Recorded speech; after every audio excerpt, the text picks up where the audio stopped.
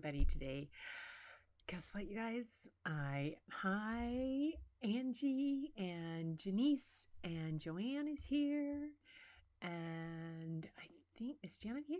No, I just saw Janice there's, Gloria's there. Oh my gosh. Janice and Joanne, everybody, oh my goodness. Well, big event. I made it around the block with my new knee and with COVID. So, took a small walk when the whole rest, I live way out rural area. There's houses that, nobody's near. And plus, we went when everybody would be gone on a Sunday morning. So that was nice. And I got to walk around at least once. I took my camera. It was foggy, took some fog and tree pictures, and then was done. But it was good. So tonight, ladies, is a little different. And I thank you in advance for indulging me in this. I called this show 11 Years and a Day. 11 years ago yesterday, there was the shooting in Tucson in which Gabby Gifford was shot. We're all familiar with it, I'm sure. What very few people know, there was a lot of people injured and 6 people died. It was terrible. But standing next to Gabby was someone very special to me, was my cousin Pam. And Pam is a retired teacher and an advocate for children and education and all kinds of wonderful things, and worked with Gabby very closely in her office. And Pam was also shot. She was shot twice, but she survived. And she has gone on to do a lot of amazing things. But she stands for so many things that I believe in education, she stands against gun violence and guns in schools, and she's gone and worked with the families in Sandy Hook and all these things that she's done. She's always just been amazing. So I wanted to honor that tonight. It was an event that her family, my 3 cousins, Pam's the oldest. She's the same age as Patty. Carol is my sister Carolyn's age. Chuck is my sister Sarah's age. And they grew up in the Lower Valley. I grew up in the Upper Valley. We were very close. Our dads were actually cousins, but we had no ideas. It's one of those things. And this family has, my cousin Chuck's girls were at Columbine. So there's been a lot of things around this, and it holds a special place in my heart to do this, having been a teacher who had to learn early on how to deal with those situations, and what you did with lockdowns, and how do you keep 25 kindergartners totally silent during a lockdown drill and not have them completely terrified in a room that's completely dark and they can't make a peep and you have no idea how long you're going to be in there. The ramifications are crazy, and so it's oftentimes not something that a lot of people kind of see through on that end. As a teacher, that's what I see. But when this happened to my cousin, and I saw the strength that she went through with it, and the beyond that things, it was such an amazing thing to have, it was a tragic thing to have happened, but to see how strong Gabby has become, and Pam herself, and to see how human at the time, the people that we had around it, President Obama and Michelle came to Pam's hospital and to see them, and they spent an hour in Pam's room with her, And President Obama basically didn't have a chance to get a word in edgewise because Pam and Michelle just talked education for a solid hour. And it's just one of those things. Pam's mother, my Auntie Kay, was a high school art teacher, and she was a world-renowned silhouette artist. And it is just the art and the whole thing that enriches our family and all of us around. But to see all of this, so I know I'm rambling, but tonight's story, thank you for indulging, is called The Araboolies of Liberty Street. And it is a story of one small voice making a huge bit of difference. And I just thought it was, and it's a story of, our perceptions and all of that type of thing. And it's just such a great book for kids. And I've always enjoyed reading it at school, and it's always had such great takeoff on conversations about things. So it's by Sam Swope, and its pictures are by Barry Root, and they are amazing. Sam Swope, I did a link in the description of some of the things he has done. He's written some other books and Library of Congress type of things, and I mean, he's just pretty amazing. But this book is called The Araboolies of Liberty Street. Let's see if I can get to the next one. Ah, there it is. Yes, right there. Did you see that, you guys? Pretty clever. Oh, thank you. I appreciate that. Gloria likes the color I'm wearing. Yeah, I have found, and I think this is one of the things that I've learned. So when you're feeling rough and things are stuff, you just kind of have to pick it up and, put a little lipstick on the pig to help yourself along. So that's kind of what I've done today. Anyway,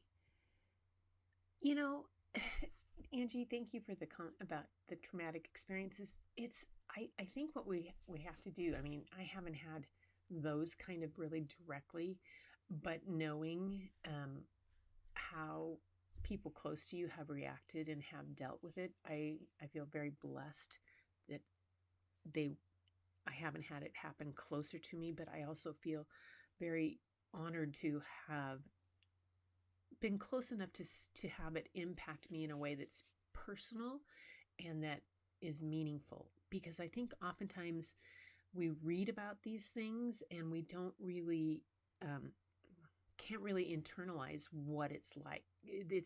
Unless we are truly empathic, we can sympathize, but unless you can truly empathize, that's a different thing. So this book, yeah, look at the cover. Look at this. Isn't this just the best cover? I love it. You see, there's just these very crazy people. So the Araboolies of Liberty Street. And I spent some time today, and then I saw a note from my sister that sent a picture of the memorial that they had yesterday in Tucson. And I thought, wow, I have to do this for Pam. She would get a kick out of this, and she would be very honored. The Araboolies of Liberty Street.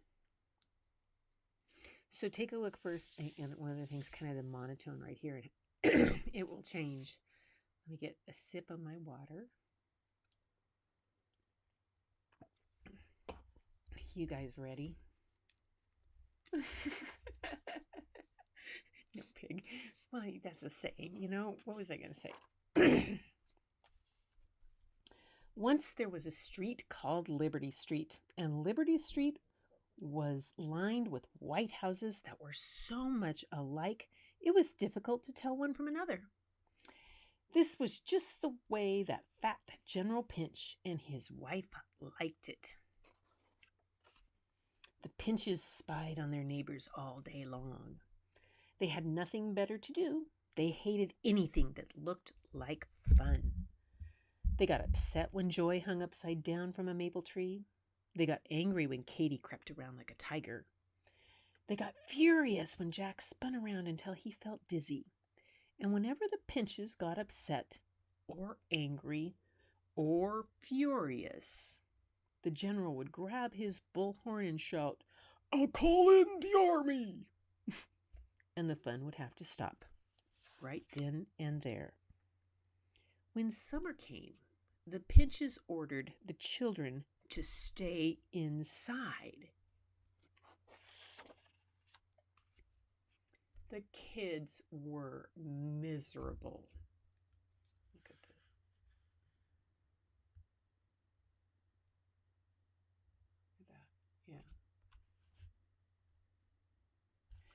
Yeah. So were the parents. But what could they do? Everyone was terrified of the general and his army. And orders were orders. The children had to stay inside. It was a lonely time. General and Mrs. Pinch smiled nasty smiles and stood proudly at their windows, keeping a sharp lookout for fresh trouble. Tulips growing, robins building nests, that kind of thing. And whenever the Pinches saw anything they didn't like, the general would pull out his bullhorn. "I'll call in the army!" he'd holler. Liberty Street was certainly clean and quiet.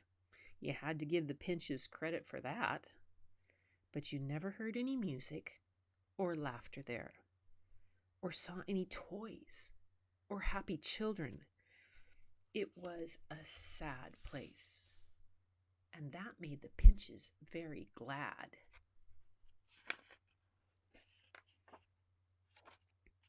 Then one day, the Araboolies came to Liberty Street and moved in next door to the Pinches. They gave the general and his wife a lot to look at. For one thing, there were dozens and dozens of them.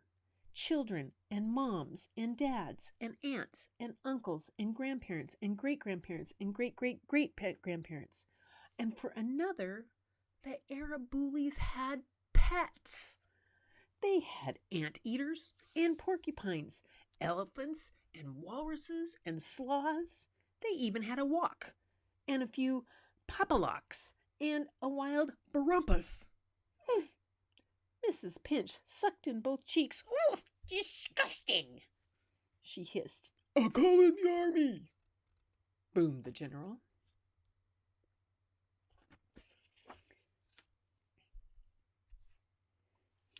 But that didn't bother the Araboolies. They didn't speak English. They didn't know what those Pinches were screaming about. Now, the Araboolies came from an island far away where people were born with colorful skin. Strangely enough, however, the Araboolies were never the same color from one day to the next. For example, one day Grandfather Araboolie might be orange, Auntie Araboolie blue, and Baby Araboolie pink. But Gramps could just as easily have woken up yellow, Auntie green, and Baby purple. You just never knew.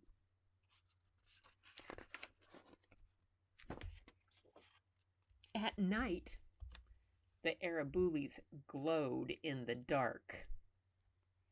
"Revolting!" squawked Mrs. Pinch, stomping her feet. "I'll call in the army!" bellowed the general. The first improvement the Araboolies made to their home was to paint it with red and white zigzags. They decorated it with flashing colored lights and hung toys from the trees. Then they drew jungle scenes on the sidewalks and poured sand on the grass and made sand creatures. The Araboolies weren't the neatest people in the world, to tell the truth, but they sure knew how to have fun. They put their furniture all over the yard and lived outside. They played outside, ate outside, and watched TV outside. The Araboolies even slept outside, all cuddled up like puppies in the biggest bed you ever saw in your life. They snored like crazy. The animals lived inside, in the shower, in the sink, under the stairs, and in the chimney. They ran all over the place. What a racket they made! "No noise!" screeched Mrs. Pinch, shaking her bony fists in the air. And you can guess what the general bellowed. But no matter how much the Pinches screamed, the Araboolies didn't pay any attention. They were having too much fun. General and Mrs. Pinch were miserable. All this happiness was making them sick. Things were getting out of control. Why, before they knew it, all the children of Liberty Street were outside playing Boolanoola Ball. "This has got to stop!" shouted Mrs. Pinch, her eyes popping out of her head. Just then, Joy clobbered the Boolanoola Ball. It went up and up and up until, oh no, it crashed through the Pinch's window and smashed into the general's stomach, pow, and knocked him flat. "Ouch!" roared the general. The Pinches were out in a flash. "This means war!" shouted Mrs. Pinch. "I'll call in the army!" cried the general, and he whipped out his walkie-talkie. "Come in, army!" he thundered. "Attack Liberty Street at dawn!" Then the Pinches stormed home and slammed the door. But not before their cat Naomi had escaped and gone to the Araboolies' house to live. See this little girl over here? See her? The Araboolies smiled and shrugged, but the rest of Liberty Street was in a panic. The army was coming. Doors were locked and blinds were pulled down tight. Everyone was terrified. Everyone, that is, but Joy. "Those mean old Pinches," she thought. "When their army comes, they'll take away the Araboolies. Well, I won't let them. I won't." So she thought, and thought, and thought, until she had an idea. She waited until night came, and then, when the parents of Liberty Street were asleep, Joy tiptoed outside and sneaked around Liberty Street, waking up the other children and telling them her plan. "What a neat idea," they said. Because there wasn't a moment to lose, they all got busy right away. But they had to be very quiet so their parents wouldn't wake up. The children crept down to their basements and up to their attics. They dug through closets and drawers. They gathered toys and balloons and finger paints. They rounded up scissors and wrapping paper, and they pulled out decorations from Christmas and Thanksgiving and Halloween. And then they went outside. Some of the children colored the houses and pasted animal cutouts in the windows. Others decorated the trees and painted the sidewalks.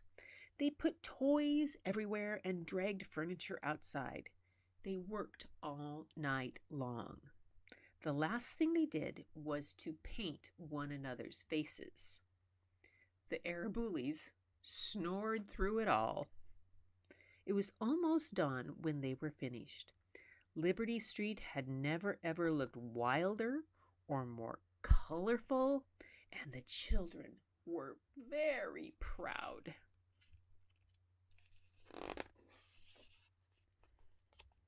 Before long, they heard the angry rumble of the army approaching. The ground shook. Soon there were guns and bombs and helicopters and thousands of soldiers marching past the colorful homes of Liberty Street. Now, armies, of course, don't think. They only follow orders. And General Pinch's orders were very clear. "There's a house on Liberty Street that's different," he roared from his window. "It's disgusting. Get rid of it, and get rid of the weirdos who live in it.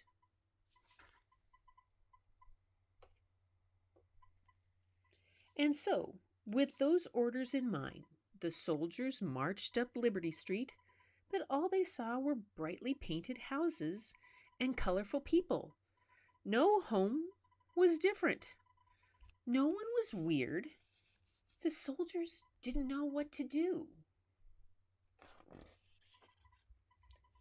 But when they finally reached the end of Liberty Street, there it was.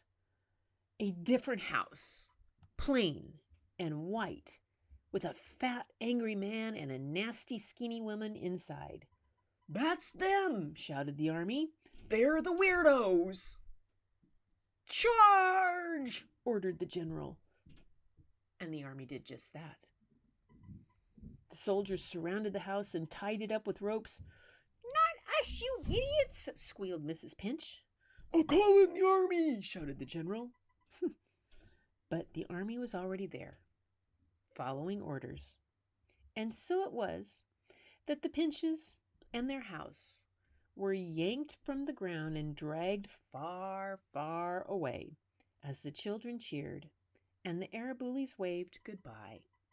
And the terrible Pinches were never seen on Liberty Street ever again. The end. And that's the Araboolies of Liberty Street. And now you see some brightly colored. We're on the first part when we didn't see those brightly colored pieces. We saw a bunch of them. Now there's brightly colored parts of the houses all around. I love that. Aha. Oops. There we go. So that's the Araboolies of Liberty Street.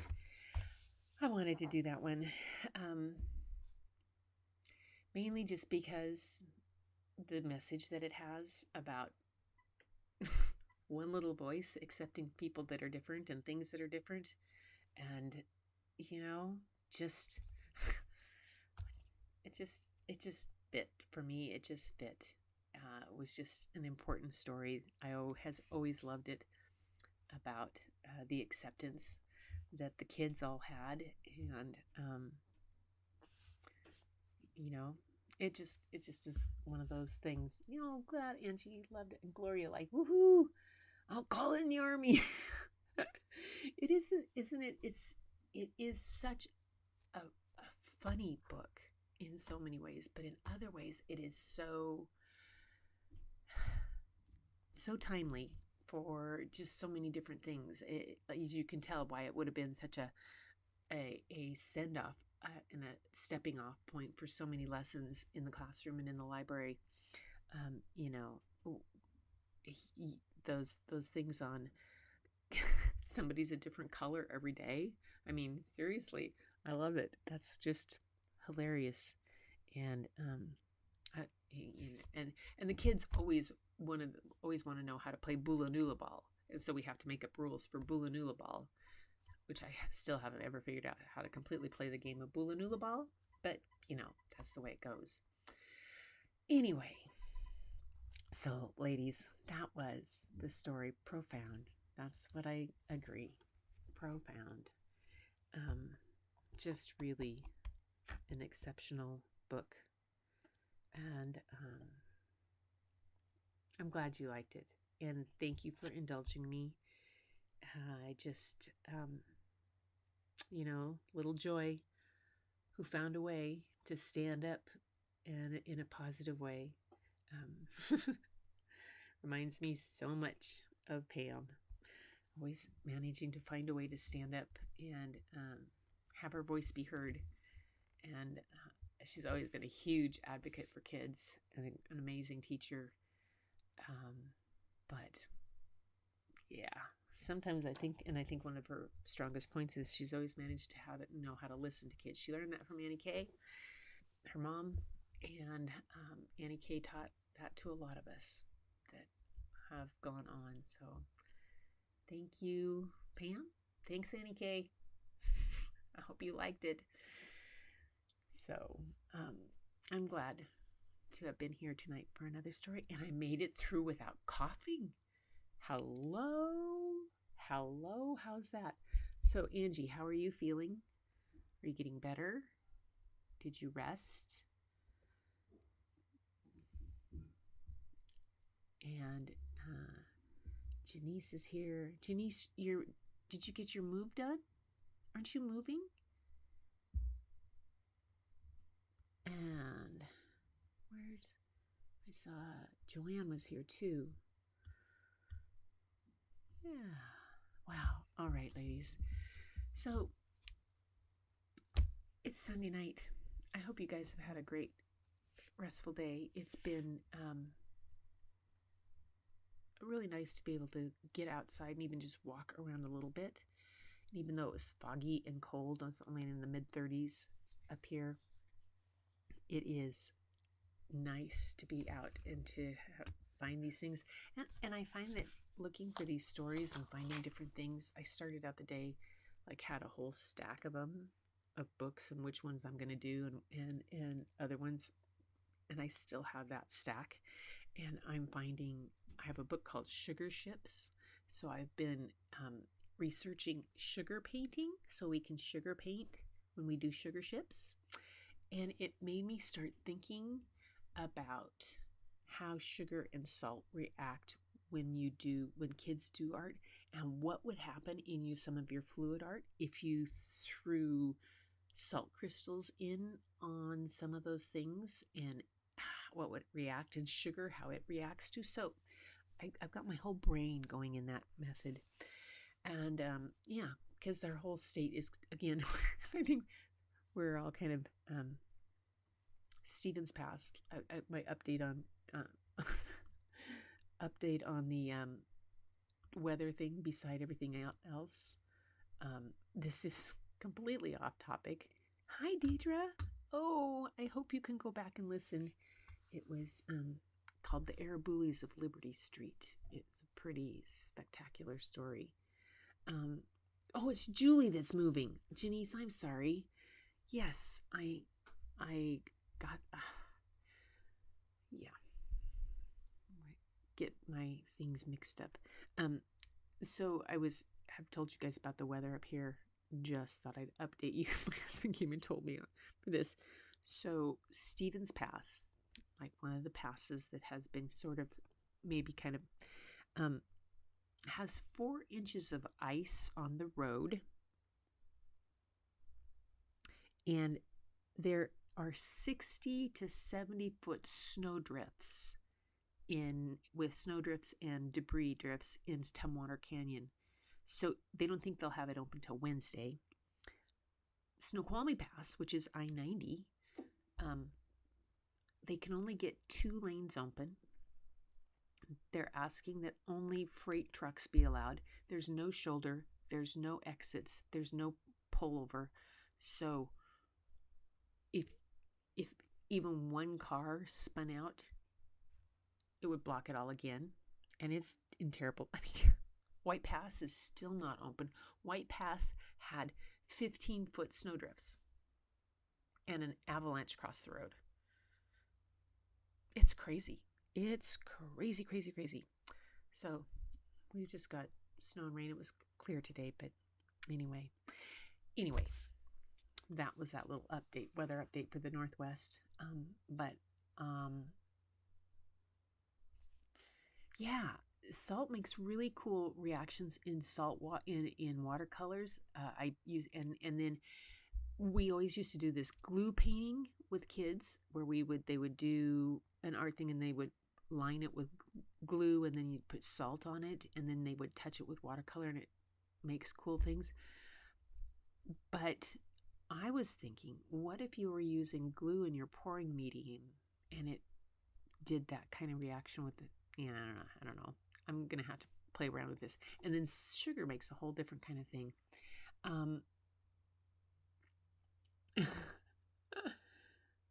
In many ways. Yeah, we are locked in. It's just, they finally got I-5 southbound open the other day. from the flood down at Chehalis, so they got that cleared out. So I-5 southbound is cleared. But yeah, it's it's nuts. It is totally nuts. But I'm going to say thank you for coming tonight, for letting me read this book and honoring Pam. I mean, she's an amazing. I did a link to an article she wrote for the Tucson newspaper in the beginning of 2021 about some of the work. It's in the description. And you can see her picture in it, so you kind of go, oh, that is Gretchen's cousin. But her husband's a retired professor at the University of Arizona or wherever in Tucson, whichever one's there. I don't know which one's there. But yeah, it's just pretty cool. And I wanted to just, kind of a little statement book about, if we listen to kids, how accepting they are of others, and we listen and we have an open mind. Yeah. It's amazing. I love this book. And I love all you guys for coming along with me on this journey. And we'll be back tomorrow night because I'm just having too much fun to get this up. And I actually, like I said, I was just going to read and then stop. And then now I'm babbling because I didn't talk all day. And now, so I could talk to you guys. You can go to work. Oh, you didn't. Well, yeah, Gloria, if you had ice, you need to stay home. It's kind of crazy out there. So some of the books that like I said, I have coming up. I have Sugar Ships. I have A Place for Grace, which is about a service, a little dog that wants to be a service dog. Nuffle Bunny. Several other little things. I have an entire basket full. So I keep thinking, when I get through the basket, be done. But then what happens is I finish the basket, I get some out and I take them out and then I put them away and then the basket has room. So I find other books and bring them back into the basket. It's the never-ending basket of books. Yay! That's okay. That's wonderful. So thanks again for joining me for the 53rd episode of KeyPen It Reel. And that is what we're doing. Like I said, I went out today, actually took my camera today, so I might actually pull some of those photos if they turned out and see, you can see the fog and the trees, and that's about it. But it means I get to do some black and white. So fun. And you are most welcome for me sharing this. I loved it. And so I think we'll call it an end. Thank you guys for coming. Thanks, Janice. I'm glad you enjoyed it. And Deidre, I'm glad you made it. And it was just a delight to have you here. And everything. Deidre's here. Fun. Oh, Joanne is mixing paints. So test it out, Joanne. Pull a little paint to the side and add some Epsom salts to it and see what happens if you... Oh, I'm going to try that. I need to make a mess. I've been far too clean today. I need to do something to make a mess. Alrighty. And with that, I am going to say good night. And remember, thank you for being here. Listen to the stories all around you. Make up your own. Add some color to them. And then keep looking for the beauty hidden in plain sight. First place you'll find it is in your mirror. Night, everybody.